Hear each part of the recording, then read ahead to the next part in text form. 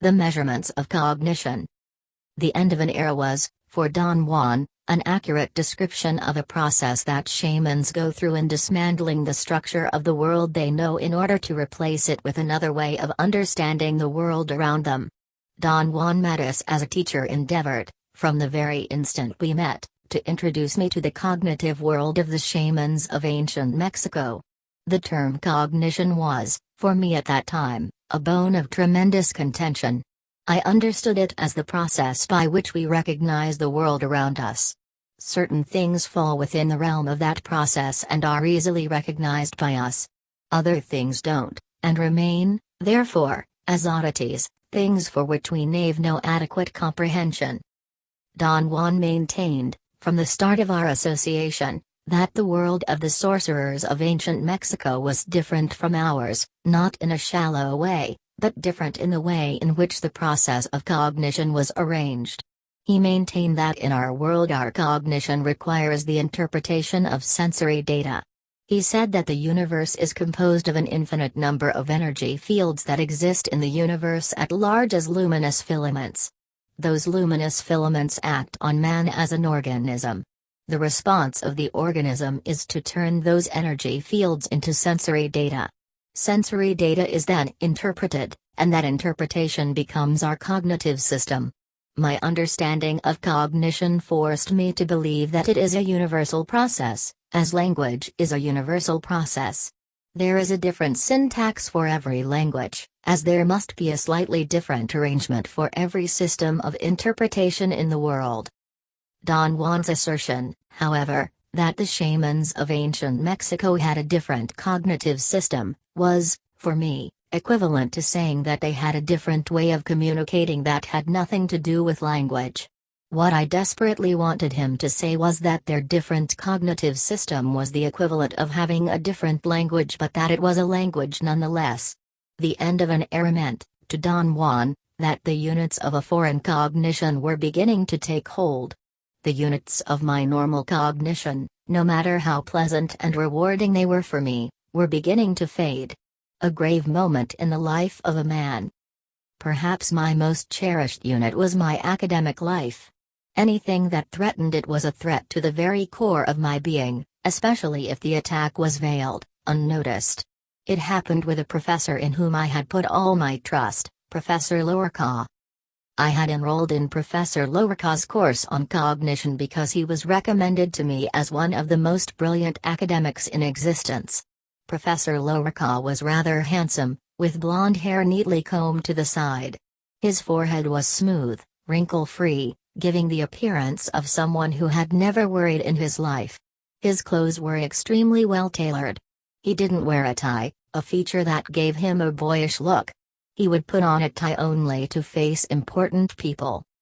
On my memorable first class with Professor Lorca, I was bewildered and nervous at seeing how he paced back and forth for minutes that stretched themselves into an eternity for me.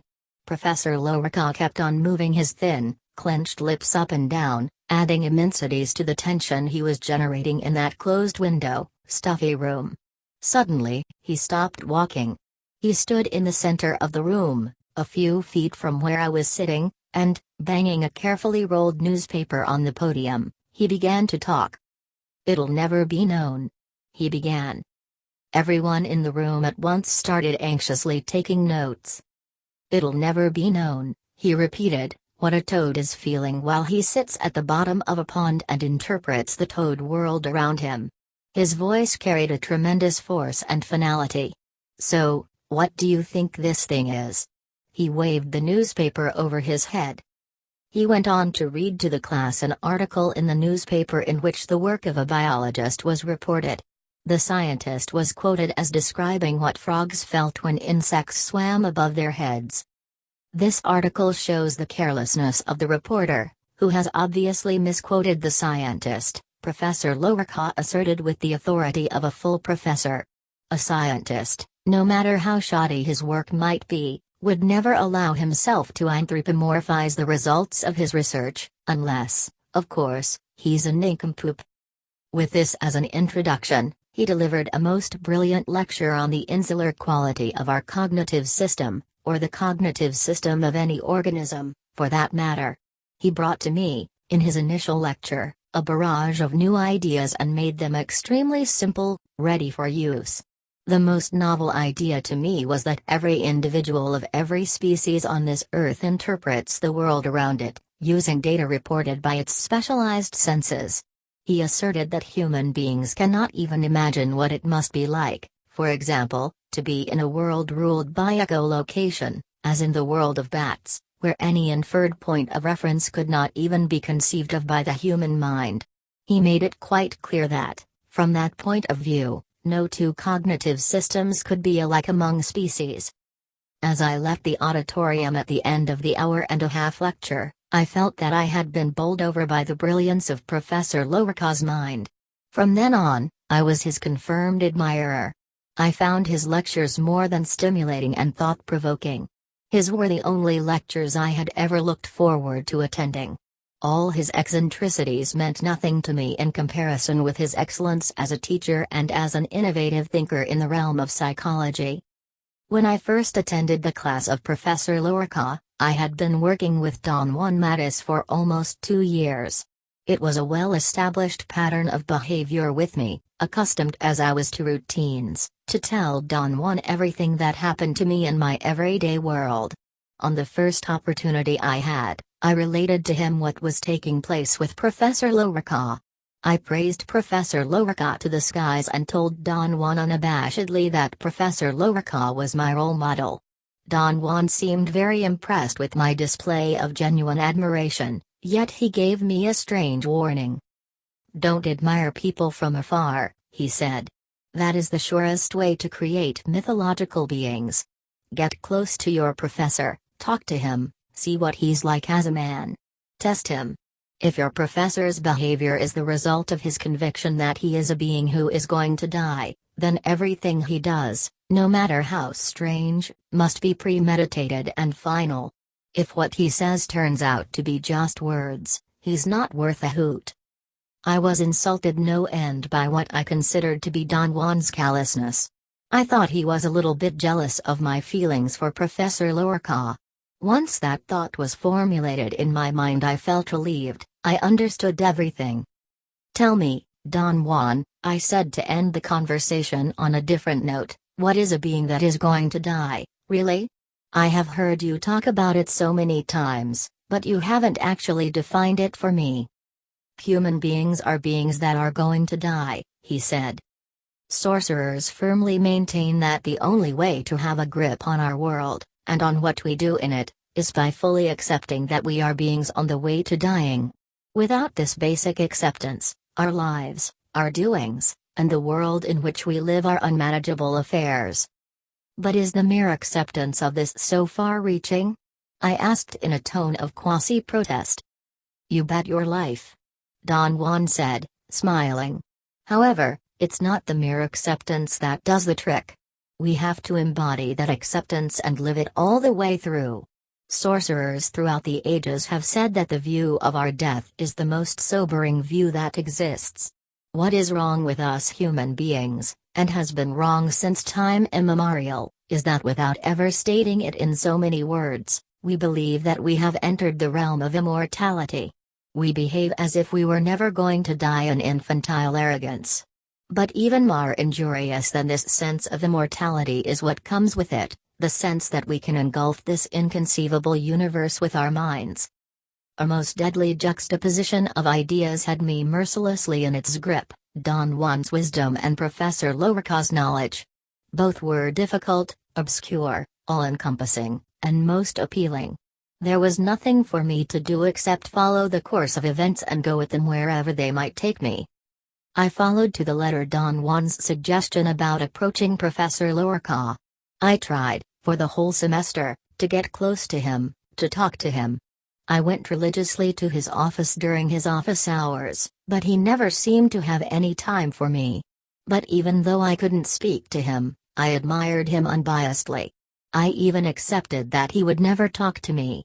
It didn't matter to me, what mattered were the ideas that I gathered from his magnificent classes. I reported to Don Juan all my intellectual findings. I had done extensive reading on cognition. Don Juan Matus urged me, more than ever, to establish direct contact with the source of my intellectual revolution. It is imperative that you speak to him, he said with a note of urgency in his voice. Sorcerers don't admire people in a vacuum. They talk to them, they get to know them. They establish points of reference. They compare. What you are doing is a little bit infantile. You are admiring from a distance.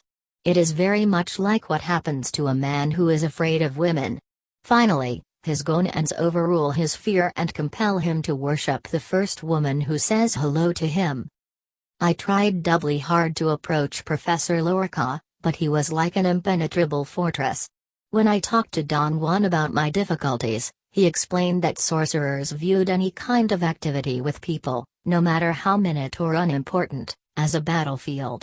In that battlefield, sorcerers performed their best magic, their best effort. He assured me that the trick to being at ease in such situations, a thing that had never been my forte, was to face our opponents openly.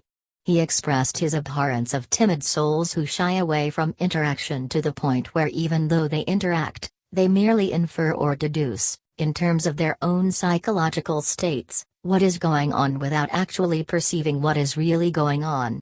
They interact without ever being part of the interaction. Always look at the man who is involved in a tug-of-war with you, he continued. Don't just pull the rope, look up and see his eyes. You'll know then that he is a man, just like you. No matter what he's saying, no matter what he's doing, he's shaking in his boots, just like you. A look like that renders the opponent helpless, if only for an instant. Deliver your blow then. One day, luck was with me. I cornered Professor Lorca in the hall outside his office. Professor Lorca, I said, do you have a free moment so I could talk to you? Who in the hell are you? He said with the most natural air, as if I were his best friend and he were merely asking me how I felt that day. Professor Lorca was as rude as anyone could be, but his words didn't have the effect of rudeness on me. He grinned at me with tight lips, as if encouraging me to leave or to say something meaningful. I am an anthropology student, Professor Lorca, I said. I am involved in a field situation where I have the opportunity to learn about the cognitive system of sorcerers. Professor Lorca looked at me with suspicion and annoyance. His eyes seemed to be two blue points filled with spite. He combed his hair backward with his hand, as if it had fallen on his face. I work with a real sorcerer in Mexico, I continued, trying to encourage a response. He's a real sorcerer, mind you. It has taken me over a year just to warm him up so he would consent to talk to me. Professor Lorca's face relaxed, he opened his mouth and, waving a most delicate hand in front of my eyes, as if he were twirling pizza dough with it, he spoke to me. I couldn't help noticing his enameled gold cufflinks, which matched his greenish blazer to perfection. And what do you want from me? He said. I want you to hear me out for a moment, I said, and see if whatever I'm doing may interest you. He made a gesture of reluctance and resignation with his shoulders, opened the door of his office, and invited me to come in. I knew that I had no time at all to waste and I gave him a very direct description of my field situation. I told him that I was being taught procedures that had nothing to do with what I had found in the anthropological literature about shamanism. He moved his lips for a moment without saying a word. When he spoke, he pointed out that the flaw of anthropologists in general is that they never allow themselves sufficient time to become fully cognizant of all the nuances of the particular cognitive system used by the people they are studying. He defined cognition as a system of interpretation, which through usage makes it possible for individuals to utilize, with the utmost expertise, all the nuances of meaning that make up the particular social milieu under consideration. Professor Lorca's words illuminated the total scope of my field work. Without gaining command of all the nuances of the cognitive system of the shamans of ancient Mexico, it would have been thoroughly superfluous for me to formulate any idea about that world. If Professor Lorca had not said another word to me, what he had just voiced would have been more than sufficient. What followed was a marvelous discourse on cognition. Your problem, Professor Lorca said, is that the cognitive system of our everyday world with which we are all familiar, virtually from the day we are born, is not the same as the cognitive system of the sorcerer's world. This statement created a state of euphoria in me. I thanked Professor Lorica profusely and assured him that there was only one course of action in my case: to follow his ideas through hell or high water.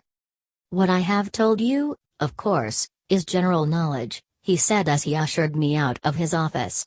"Anyone who reads is aware of what I have been telling you." We parted almost friends. My account to Don Juan of my success in approaching Professor Lorica was met with a strange reaction.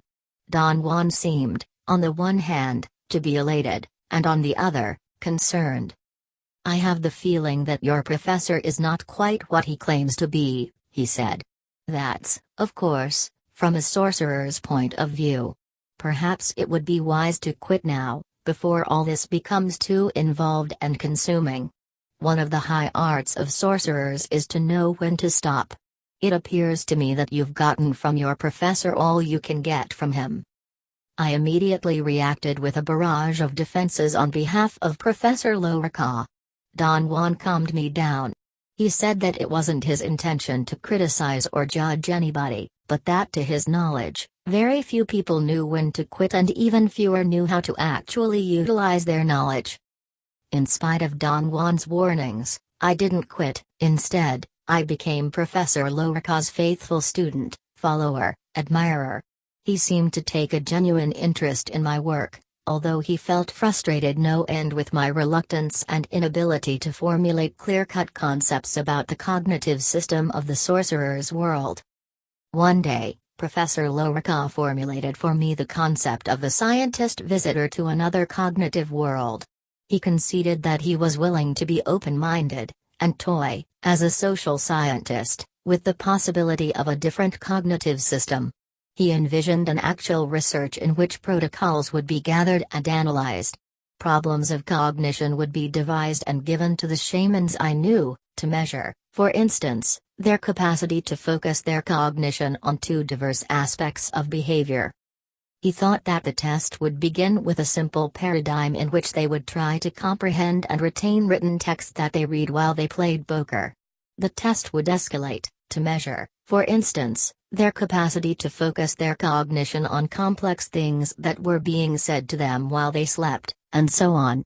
Professor Lorica wanted a linguistic analysis to be performed on the shaman's utterances. He wanted an actual measurement of their responses in terms of their speed and accuracy, and other variables that would become prevalent as the project progressed. Don Juan veritably laughed his head off when I told him about Professor Lorica's proposed measurements of the cognition of shamans. "Now, I truly like your professor," he said. "But you can't be serious about this idea of measuring our cognition. What could your professor get out of measuring our responses? He'll get the conviction that we are a bunch of morons, because that's what we are. We cannot possibly be more intelligent, faster than the average man. It's not his fault, though, to believe he can make measurements of cognition across worlds. The fault is yours. You have failed to express to your professor that when sorcerers talk about the cognitive world of the shamans of ancient Mexico, they are talking about things for which we have no equivalent in the world of everyday life. For instance, perceiving energy directly as it flows in the universe is a unit of cognition that shamans live by. They see how energy flows, and they follow its flow. If its flow is obstructed, they move away to do something entirely different. Shamans see lines in the universe. Their art, or their job, is to choose the line that will take them, perception-wise, to regions that have no name. You can say that shamans react immediately to the lines of the universe. They see human beings as luminous balls, and they search in them for their flow of energy. Naturally, they react instantly to this sight. It's part of their cognition. I told Don Juan that I couldn't possibly talk about all this to Professor Lorica because I hadn't done any of the things that he was describing. My cognition remained the same. "Ah!" he exclaimed. "It's simply that you haven't had the time yet to embody the units of cognition of the shaman's world." I left Don Juan's house more confused than ever. There was a voice inside me that virtually demanded that I end all endeavors with Professor Lorca. I understood how right Don Juan was when he said to me once that the practicalities that scientists were interested in were conducive to building more and more complex machines. They were not the practicalities that changed an individual's life course from within. They were not geared to reaching the vastness of the universe as a personal, experiential affair. The stupendous machines in existence, or those in the making, were cultural affairs, the attainment of which had to be enjoyed vicariously, even by the creators of those machines themselves. The only reward for them was monetary. In pointing out all of that to me, Don Juan had succeeded in placing me in a more inquisitive frame of mind. I really began to question the ideas of Professor Lorca, something I had never done before. Meanwhile, Professor Lorca kept spouting astounding truths about cognition. Each declaration was more severe than the preceding one and, therefore, more incisive. At the end of my second semester with Professor Lorca, I had reached an impasse. There was no way on earth for me to bridge the two lines of thought, Don Juan's and Professor Lorca's. They were on parallel tracks. I understood Professor Lorca's drive to qualify and quantify the study of cognition. Cybernetics was just around the corner at that time, and the practical aspect of the studies of cognition was a reality. But so was Don Juan's world, which could not be measured with the standard tools of cognition. I had been privileged to witness it, in Don Juan's actions, but I hadn't experienced it myself. I felt that that was the drawback that made bridging those two worlds impossible. I told all this to Don Juan on one of my visits to him. He said that what I considered to be my drawback, and therefore the factor that made bridging these two worlds impossible, wasn't accurate. In his opinion, the flaw was something more encompassing than one man's individual circumstances. Perhaps you can recall what I said to you about one of our biggest flaws as average human beings, he said. I couldn't recall anything in particular. He had pointed out so many flaws that plagued us as average human beings that my mind reeled. You want something specific, I said, and I can't think of it. The big flaw I am talking about, he said, is something you ought to bear in mind every second of your existence. For me, it's the issue of issues, which I will repeat to you over and over until it comes out of your ears. After a long moment, I gave up any further attempt to remember. We are beings on our way to dying, he said. We are not immortal, but we behave as if we were. This is the flaw that brings us down as individuals and will bring us down as a species someday. Don Juan stated that the sorcerer's advantage over their average fellow men is that sorcerers know that they are beings on their way to dying and they don't let themselves deviate from that knowledge. He emphasized that an enormous effort must be employed in order to elicit and maintain this knowledge as a total certainty. Why is it so hard for us to admit something that is so truthful? I asked, bewildered by the magnitude of our internal contradiction. It's really not man's fault, he said in a conciliatory tone. Someday, I'll tell you more about the forces that drive a man to act like an ass. There wasn't anything else to say. The silence that followed was ominous. I didn't even want to know what the forces were that Don Juan was referring to. It is no great feat for me to assess your professor at a distance, Don Juan went on. He is an immortal scientist. He is never going to die. And when it comes to any concerns about dying, I am sure that he has taken care of them already. He has a plot to be buried in, and a hefty life insurance policy that will take care of his family. Having fulfilled those two mandates, he doesn't think about death anymore. He thinks only about his work. Professor Lorca makes sense when he talks, Don Juan continued, because he is prepared to use words accurately. But he's not prepared to take himself seriously as a man who is going to die. Being immortal, he wouldn't know how to do that. It makes no difference what complex machines scientists can build.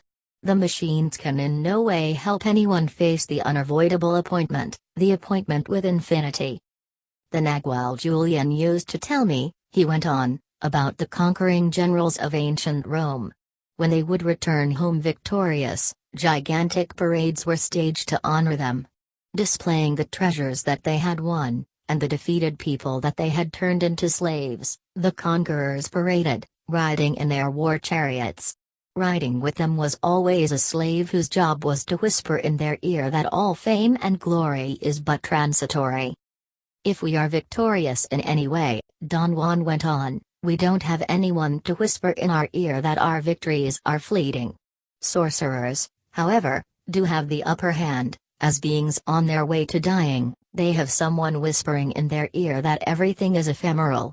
The whisperer is death, the infallible advisor, the only one who won't ever tell you a lie.